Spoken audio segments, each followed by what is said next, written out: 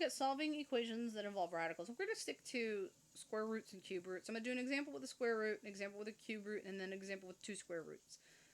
The process would be similar if we had a 4th root and a 5th root. Right, so you use a similar process, but we tend to stick to the square root and the cube roots. So those are the examples we're going to do. Alright, so when we get to, basically the steps are, and I didn't really write the steps down, but I'm going to write them down here when I get to my examples. So the first thing you do is solve for the root part on one side.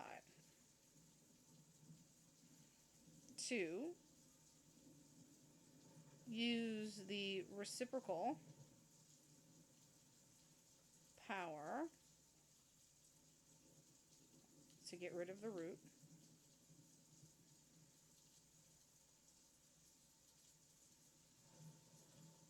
Remember, whatever you do to one side of the equation, do to both. So if I square both sides, one side, I have to square the other side. If I cube one side, I have to cube the other side. Be careful with that.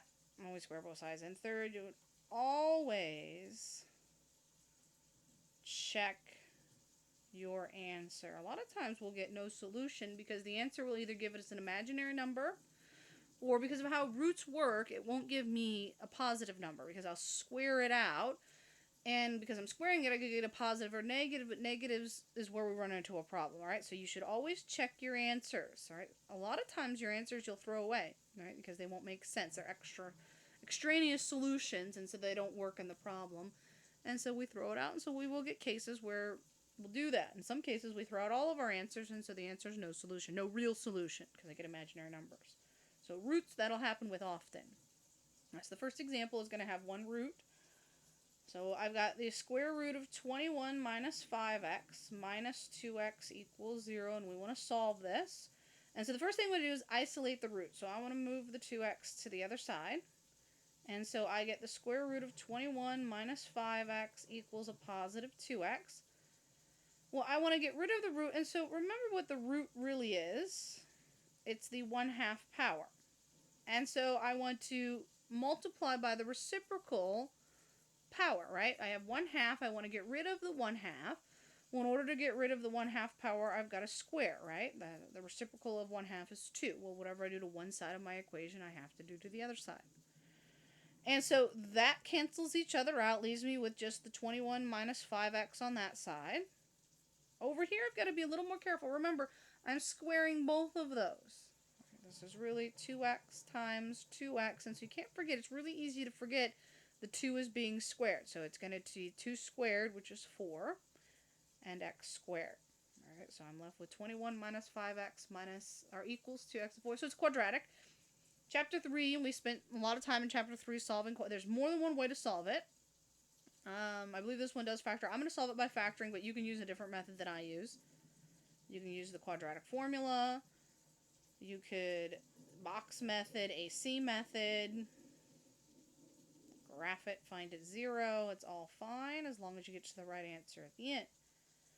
This one does factor. It factors into 4x plus, or minus 7, not plus 7. Minus 7x plus 3, which means I get 2 answers. I get one from the x minus 7 and one from the x plus 3. So I get x equals 7/4 is one possible answer, and x equals 3. But now I need to check them, which means I need to go back and plug them in. Either one of these first expressions are fine. It's probably most accurate to go back to the original, so I'm going to write it down here. And so now we have to check to make sure that they actually work. All right, I believe one of them does and one of them doesn't, and that happens a lot with the root function. So I've got 21 minus 5x minus 2x equals 0, so plug them in. And so when I plug in the 7/4, 21 minus 5 times 7/4 minus 2 times 7/4, I should get 0 out. If I don't get 0 out, I didn't get the right answer. Alright, so square root of 21 minus 5 times 7 divided by 4 comes out 3.5, minus 2 times 7 divided by 4 comes out 3.5, and so we do get 0 equals 0, and that checks. Alright, so that's a solution. And now I check -3. Alright, 21 minus 5 times negative 3 minus 2 times negative 3, and there I'm going to get a problem. All right, underneath that, that comes out to square root of 26, or 36, plus 6 equals 0. So this is where I'm going to run into a problem. I get 6 plus 6, but that'll give me out 12. 12 equals 0. Well, that's false. All right, and so that 3. And so this is a case where the negative 3 gets thrown away. It's an extraneous solution. All right, it's one that I just got because of my process, but it's actually not a solution to my original equation. And again, that will happen with the way the roots work. So just be aware of that. You always have to check your answer. If an answer doesn't work, the reason is it solves this equation that I got to, the quadratic, but it didn't solve the original. And the reason why is because we did use a little bit of trickery when we did the squaring here. So the squaring gave us an extra solution that was untrue. Alright, so the only solution that worked was the 7/4. We throw out the negative 3, and sometimes you'll throw out all of them and get no solution. With roots, a lot of times you'll get no solution more often than with other types of functions. Alright, let's do another example. Let's do one with a cube root. So we're going to use a cube root. So I've got the cube root of 3x minus 1 plus 4 equals 2. Alright, so first thing, isolate the root. So I'm going to move the 4 to the other side. And then I'm also going to rewrite that as my power. So instead of the cube root, I'm going to rewrite it as the 1/3 power. Alright, so that's what that is. This simplifies to 2 minus 4, so equals negative 2. And it's fine. Odds can be negative. Now, if this was an even number like a square, alright, we'd already know there would be no solution. But it's not. A cube allows for negative, so I'm okay. Next step is to get rid of the 1/3, and that's why I rewrite it this way, because I want to get rid of the 1/3, so I'm going to take it raised to the reciprocal power, which would be 3. Well, whatever I do to one side, I have to do to the other side. And so that cancels out, leaves me with 1. So this side is just 3x minus 1. And then negative 2 cubed, all right, gives me out a negative 8. Now I can solve that. So again, this one's not a quadratic, it's just simple x, so it's a linear case.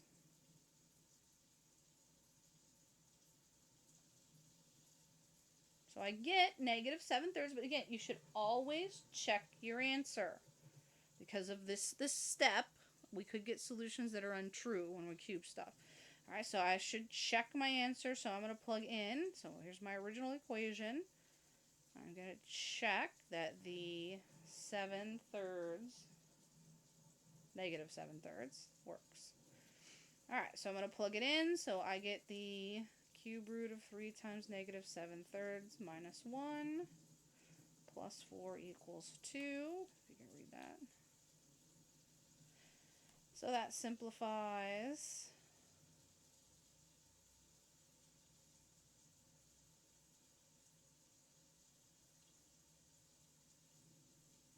so 3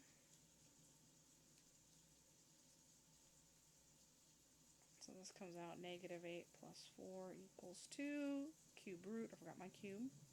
Cube root of negative 8 does come out negative 2 plus 4, and so I get positive 2 equals 2, and that's true, so it checks. So yes, it's a solution, so that one checks. Alright, the last example I'm going to do is a case where we've got 2 roots. So I've got, and again, if we ever give you one with 2 roots, it's always going to be the square root. I won't give you anything that's not a square root if it's a 2 root case. Alright, so this is one where I have 2 roots. So I've got the square root of 2x plus 3 on one side, and I've got 1 plus the square root of x plus 1 on the other side. Alright, now this does get ugly. I will warn you, this is going to get ugly. But you could graph it and find its, you could set it equal to 0, graph it, find its zeros, and that's fine. You could check your answer that way, but I am going to show you how to solve it algebraically. Since there's 2 roots, there's really no way to isolate the roots because they're not the same, right? It's the square root of 2 different functions. And I can't add them together, can't do anything, so I'm just going to leave them. And so on this side,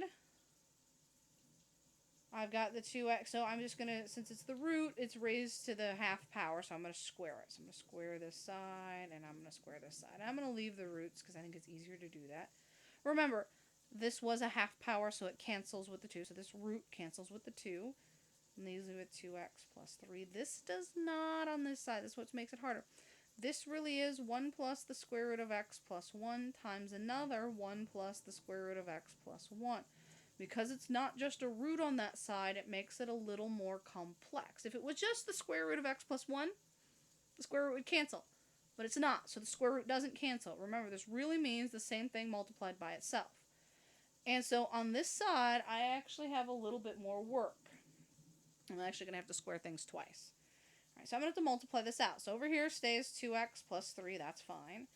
But here, I'm going to have to multiply this out. So I'm going to multiply, so I get 1 times 1, which is 1. I'm going to get 2 of these, right? I get the square root here times 1 plus another square root times 1. So I get 2 square root of x plus 1s. And then I get square root times the square root. So square root of x plus 1 squared. And so this simplifies to 2x plus 3 equals 1 plus 2 times the square root of x plus 1 plus x plus 1, because that root cancels with that root. Which means I'm going to have to do the process twice. All right, on this side I can clean things up a little bit. All right, I can add that 1 to that 1 and that x stays. So I've got 2 times the square root of x plus 1 there. I've got an x plus 2, and now I only have one root, so I'm going to isolate the root terms. I'm going to move the x over, and I'm going to go ahead and move the 2 at the same time. And so on this side, when I subtract x, I'm left with x. When I subtract 2 from 3, I'm going to be left with 1. So over here, I'm left with x plus 1. On this side, those are gone, so I'm left with 2 times the square root of x plus 1. Right, and now I have one root that I still have to get rid of, and so I get rid of it by squaring. Remember, we square everything on both sides. So on this side, the 2 gets squared, becomes 4. The square root gets squared, so that reduces down to x plus 1. They cancel each other out. So, but I have 4, not 2, right, because the 2 got squared. And so that became 4. The square root got squared, which is why we drop it. On this side, again, you have to be careful. This really means x plus 1 times another x plus 1. It's not x squared plus 1 squared. You have to multiply that out. And so here I've got to multiply. X plus 1 times x plus 1 is going to give me x squared plus 2x plus 1 on that side. Here I've got to distribute my 4, which is going to give me a 4x plus 4. Now it's a quadratic case. Set it equal to 0 and solve. So I'm going to move the 4x over. Move the 4, so I'm moving both the 4x and the 4, so I'm setting it equal to 0. So x squared minus 2x minus 3, and again this one does factor nicely into x minus 3, x plus 1. So I get 2 solutions, and I do need to make sure, I have to check them in the first equation, and oftentimes with these, we'll throw them out, so I've got to make sure they work. And so I got to go back to the original. If I remember the original equations, I'm going to write it over here. So I've got to check it. The original equation was the square root of 2x plus 3 equals 1 plus the square root of x plus 1. And so check the 3 first. So 3 times 2 plus 3, does it equal 1 plus 3 plus 1? All right, so that's going to be an ugly number. Check the, see it's the same thing on both sides. So we've got the square root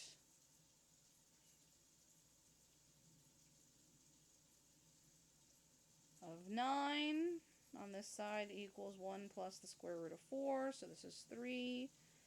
And that's 2 plus 1, which is also 3. And so that checks. All right, so that one works. That checks. All right, now I check 1. So I'm going to do the same thing for 1. So 2 times 1 plus 3, 1 plus 1. So on this side, or sorry, negative 1. Forgot my negative.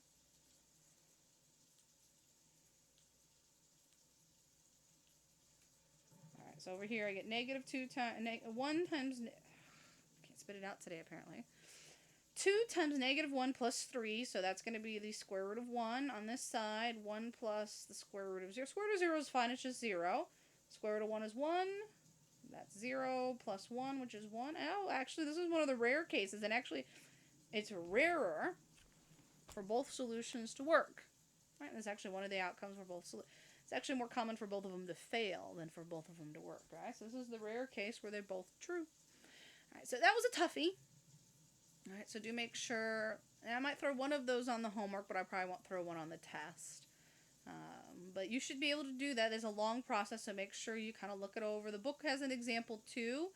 And the book also has another video. So if you want to see another video of one of these, if you look at the multimedia library for 4.8 and click on videos, they have a video called solving equation with 2 roots if you want to see another one done. All right, and so we'll stop there